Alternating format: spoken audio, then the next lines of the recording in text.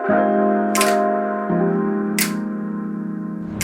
Sobat Lifestyle One, saya Dr. Dewi Diastuti, spesialis penyakit dalam, akan membahas tentang kanker kelenjar getah bening.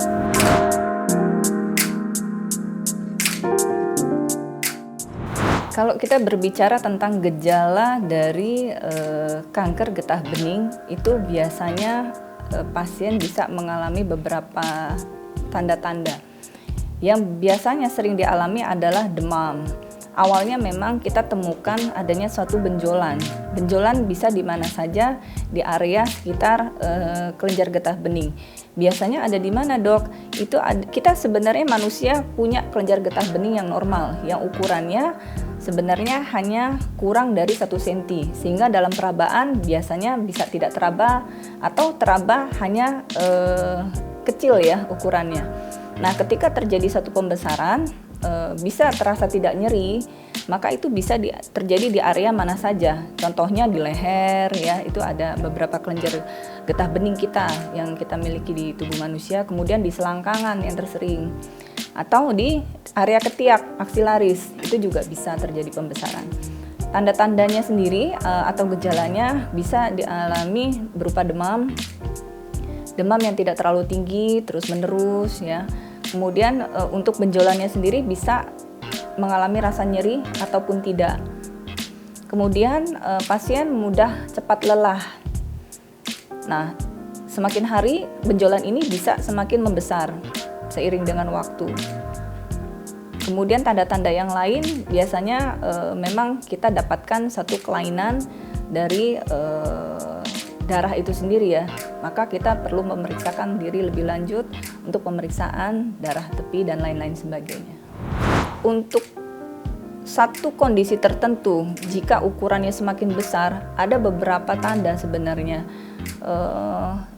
sesak atau kesulitan bernafas, suara menjadi parau atau serak ya, terutama pada pasien-pasien yang mengalami pembesaran kelenjar getah bening di area leher.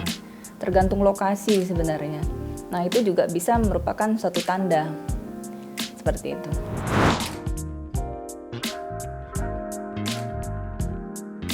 Yang membedakan antara kanker kelenjar getah bening dengan kanker tiroid itu sebenarnya kita bisa menilai dari lokasinya dulu ya. Kalau tiroid itu dia posisinya di tengah, maka gambaran klinisnya adalah kadangkala yaitu tadi suara parau ya, serak karena adanya satu gangguan pita suara. Nah, untuk kelenjar getah bening biasanya dia di arah yang lebih lateral atau samping ya. Bisa juga terjadi suara yang serak atau parau itu tergantung dari sampai organ mana dia menyerang. Contohnya apakah memang pita suaranya itu sendiri terkena atau tidak. Itu saja yang membedakan.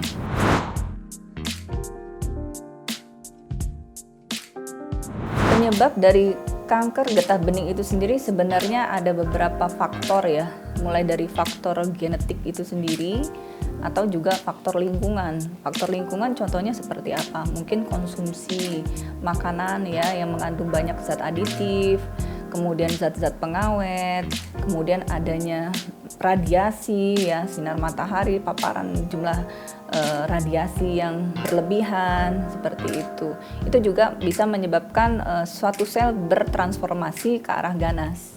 Untuk faktor lingkungan itu sendiri tidak dipengaruhi oleh polusi ya. Jadi yang dimaksud dengan faktor lingkungan ini biasanya lebih mengarah kepada paparan terhadap tubuh kita ya, contohnya radiasi yang terlalu banyak, sinar matahari ya kan, kemudian makanan konsumsi. Jadi kalau saya rasa untuk polusi udara atau lingkungan yang lain itu tidak termasuk diantaranya seperti itu. Nah, yang paling berperan itu adalah transformasi dari sel itu menjadi ke arah keganasan.